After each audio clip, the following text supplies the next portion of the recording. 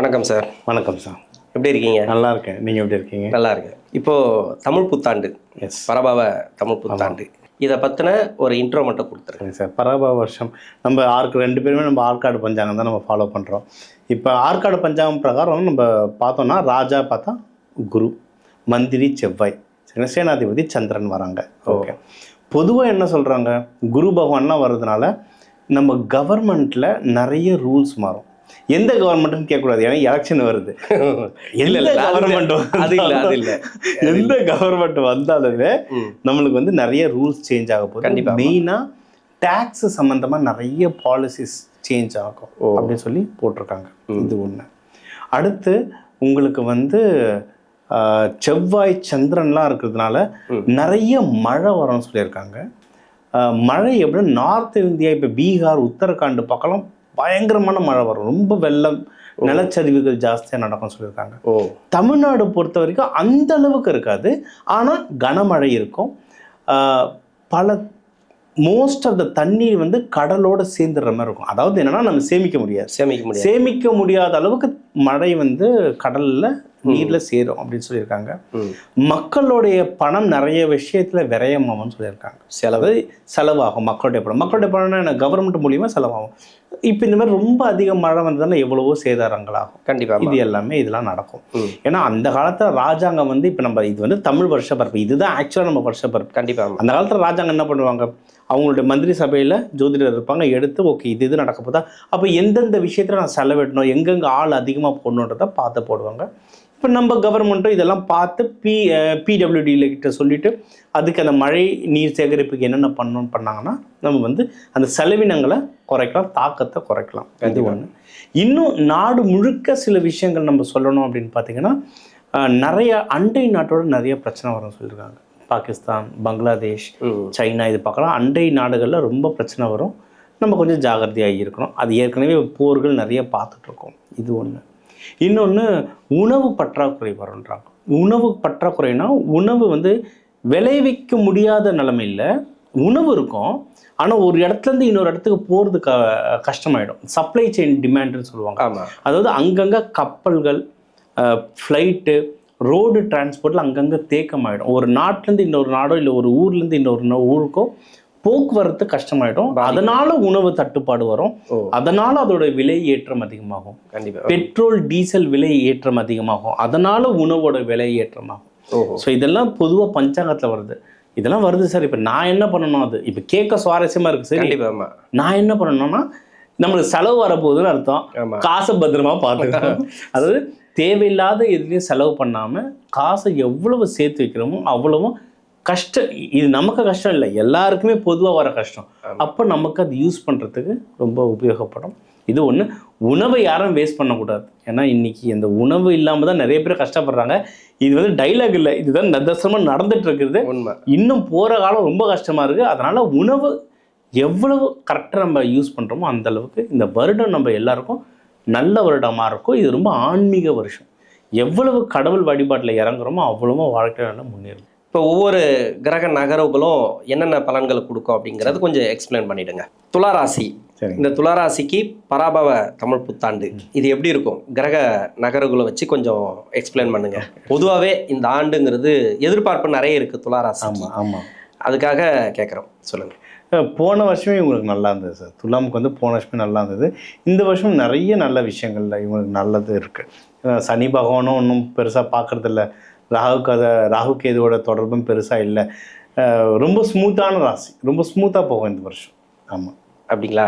நல்ல விஷயம். ஏன்னா நிறைய பேருக்கு வந்து இந்த கடன் பிரச்சனைலாம் இருக்குது. அதனால் வந்து கடன் மட்டும் இல்லை, நோய் நொடி அது மாதிரியெல்லாம் எஃபெக்ட் ஆகிருக்கு.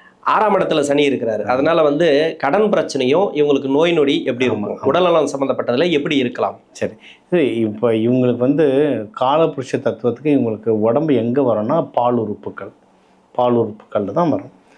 இவங்களுக்கு வந்து இப்போ 6லேயும் இப்போ சனி பகவான் இருக்கிறதுனால உடல் ரீதியாக அடிக்கடி இவங்களுக்கு டிஸ்டர்பன்ஸ் ஆகும். எங்கே டிஸ்டர்பன்ஸ் ஆகும், மோஸ்ட்லி இவங்களுக்கு வந்து யூரினரி இன்ஃபெக்ஷன் வரும். இவங்களும் வாய் அவ்வளோ சீக்கிரம் சாப்பாடு உணவு கட்டுப்பாடு இருக்காது. ஸ்வீட் அதிகமாக சாப்பிடுவாங்க, பால் பொருட்கள் அதிகமாக சாப்பிடுவாங்க. யூரினரி இன்ஃபெக்ஷன்ஸ் வர வாய்ப்பு இருக்குது. இல்லைனா இப்போ லேடிஸாக இருந்தால் சில பேருக்கு பீரியட்ஸ் இஷ்யூஸ் எதனா வர்றதுக்கு வாய்ப்பு இருக்குது. பாலுறுப்பு சம்மந்தமாக இஷ்யூஸ் வரும். அப்போ என்ன பண்ணணும்? கம்மி சுகராக சாப்பிட்ணும், கம்மி பால் பொருட்கள் கம்மி இன்டேக்காக எடுத்துக்கணும், எப்போவுமே குளிச்சுட்டு ஃப்ரெஷ்ஷாக இருக்கணும். நிறைய பேர் எப்படி சொல்கிறது, இதுதான் பேசிக். அந்த வெளியே சொல்ல நம்ம கூச்சப்படுவோம். 2 நாள் 3 நாள் துவைக்காத இன்னர்ஸ் எல்லாம் மாட்டிக்கிட்டு இருப்பாங்க. துலாம் ராசி துலாம் லக்னத்துக்கு அவ்வளோ சீக்கிரம் இன்ஃபெக்ஷன் ஆகும். இவங்க எப்பவுமே ஃப்ரெஷ்ஷாக இருக்கணும். இன்னொன்று, இது வந்து சயின்டிஃபிக்கலாகவே ப்ரூவன் சார். கலர் ஹேஸ் கோட்ஸ்ன்னுவாங்க. ஒரு கலர் முக்கியம். எப்போவுமே நம்ம வந்து படத்தங்கள்லாம் பார்த்துட்டு பிளாக்கில் போட்டால் தான் அழகாக இருக்கணும்னு நினைப்பாங்க. அந்த காலத்தில் பட்டு துணியை ரோம சாம்ராஜ்யத்துக்கு அமிச்சோம். ஆனால் கோமணம் வெள்ளை துணியில் தான் கட்டணும்.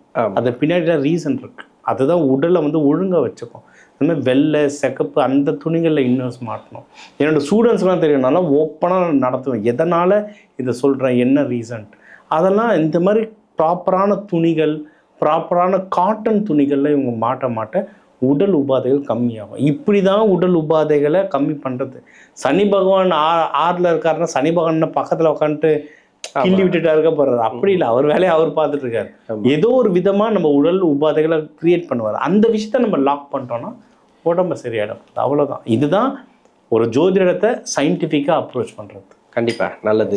கடன் கேட்டிருந்தீங்க. இது ஆமாம். இல்லை, கடனும் என்னென்னா இவங்க வந்து அவ்வளோ சீக்கிரம் கடன் வாங்கக்கூடாது. ஏன்னா இப்போ கடன் வீடும் ரொம்ப டிஸ்டர்பன்ஸ். இவங்க எங்கன்னா இதில் நிறைய பேர் இந்த பேங்கிங், ஃபினான்ஸு, சிஏ இந்த இதிலெல்லாம் இருப்பாங்க. எனக்கு போன வாரம் வந்து ஒரு ஜாதகம், பெரிய கம்பெனியோட ஃபினான்ஸ் ஹெட், அவர் துலாம் தான். ஊருக்கெல்லாம் ஃபினான்ஸ் பார்க்குறாரு. அவர் ஃபினான்ஸை பார்த்தா அதில் பதாளத்தில் இருக்கும். ஏன்னா கம்பெனியோடைய கணக்கெல்லாம் கையில் வச்சுருப்பாங்க. இவங்க பணத்தை இங்கே விட்டுருப்பாங்க. முக்கியமாக சூதாட்டம், கேம்பிளிங், ஸ்டாக் மார்க்கெட். இன்றைக்கி ஸ்டாக் மார்க்கெட் கேம்பிளிங் மாதிரி ஆகிப்போச்சு. ட்ரேடிங், ஆன்லைன் ட்ரேடிங்கு இதிலெல்லாம் போட்டு பயங்கரமாக இது பண்ணியிருக்காங்க. எந்த ஒரு நிலையில்லாத இன்வெஸ்ட்மெண்ட்டில் பண்ணக்கூடாது. ஸ்டாக் மார்க்கெட் நல்லது, ஸ்டாண்டர்டான கம்பெனியில் போட்டால் தப்பிச்சுப்பேன். ஆன்லைன் ட்ரேடிங்கில் போட்டுன்னா கதை முடிஞ்சது. ஸோ இந்த மாதிரி பார்த்து இன்வெஸ்ட்மெண்ட் பண்ணாங்கன்னா ஜெயிச்சிடலாம். சிறப்பு. உணவு கட்டுப்பாடு இருந்தால் உடம்பை பார்த்துக்கலாம். Okay, super. இப்போ திருமணம் சம்மந்தப்பட்டது மட்டும் இந்த வருஷம் பண்ணலாமா?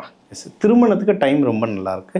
இந்த வருஷம் பண்ணிடுறது ரொம்ப நல்லது. ஏன்னா அதுக்கப்புறம்லாம் சனி பகவான் உள்ள ஏற வீதி ஏற கஷ்டமாயிடும். ஆமாம், இப்போவே பண்ணிடுறது ரொம்ப நல்லது. அதுவும் துலாம்லாம் சீக்கிரம் கல்யாணம் பண்ணுறது ரொம்ப ரொம்ப சிறப்பு. ஹஸ்பண்ட் ஒய்ஃப்குள்ளேயே ஏதாவது மன கஷ்டங்கள்லாம் இருந்தால் அதுவும் சீக்கிரம் சரியாயிடும். இதுலேயே எப்படின்னா இதுவும் சுக்கிரன் வீடுன்றதுனால இவங்களும் நிறைய பேர் கிட்ட அட்ராக்ட் ஆகிடுவாங்க. இவங்க மேலே நிறைய பேர் அட்ராக்ட் ஆகிடுவாங்க. அதனால் இவங்கள நிறைய பேருக்கு இதில் லவ் அமையறதுக்கு எக்கச்சக்க வாய்ப்பு இருக்குது. ஆனால் அந்த லவ் எப்படின்னா ஒரு மாதிரி கோளாறாக போயிட்டுருக்கோம். இப்போ கொஞ்ச நாளாக அதை கரெக்டான ஆள் அமைஞ்சிட்டாங்கன்னா வீட்டில் பேசிட்டு டக்குன்னு கல்யாணமாக மாற்றுறது ரொம்ப நல்ல சிறப்பு. லவ்வை விட கல்யாணத்துக்கு ஒன்றும் ரொம்ப நல்லா இருக்கு டைம். இப்போ துளாராசிக்கு வந்து முதலீடு எதில் பண்ணலாம்? முதலீடு பண்ணுற டைமா? நல்ல டைமா? முதலீடுக்கு டைம் ரொம்ப நல்லா இருக்கு சார். அதுவும் இந்த ஜூன் 2க்கு அப்புறம் டைம் ரொம்பவே நல்லா இருக்கு. ஏன்னா குரு பகவான்லாம் பார்ப்பாரு. அதை சொல்கிறேன், இவங்க வந்து காற்று ராசி, ஆண் ராசி, ஃபாஸ்ட்டாக போகணும் அப்படின்னு நினைப்பாங்க. ஃபாஸ்ட்டாக பணம் வரணும்னு நினைப்பாங்க. முதலீடுன்னு சொல்லிட்டோம். முதலீடுனா ஸ்டாக் மார்க்கெட்டில் ஸ்டாண்டர்டான கம்பெனியில் பொறுத்து முதலீடு. ஆன்லைன் ட்ரேடிங்கில் பொறுத்து அது முதலீடு கிடையாது. அது ட்ரேடிங் வேறு, முதலீடு வேறு. அதை பார்த்து செய்யணும். இவங்களும் வீடு வாங்கணும், வண்டி. இவங்களுக்கு வந்து வீடு வாங்கினாலும் எப்படின்னா இவங்க ஒரு 50 லட்சத்துக்கு எஸ்டிமேட் போட்டிருப்பாங்க. முடியுறது வந்து 75 லட்சத்தில் முடிப்பாங்க. ஏன்னா உள்ள டெக்கரேஷன், அழகு வேணும்னு நினைப்பாங்க.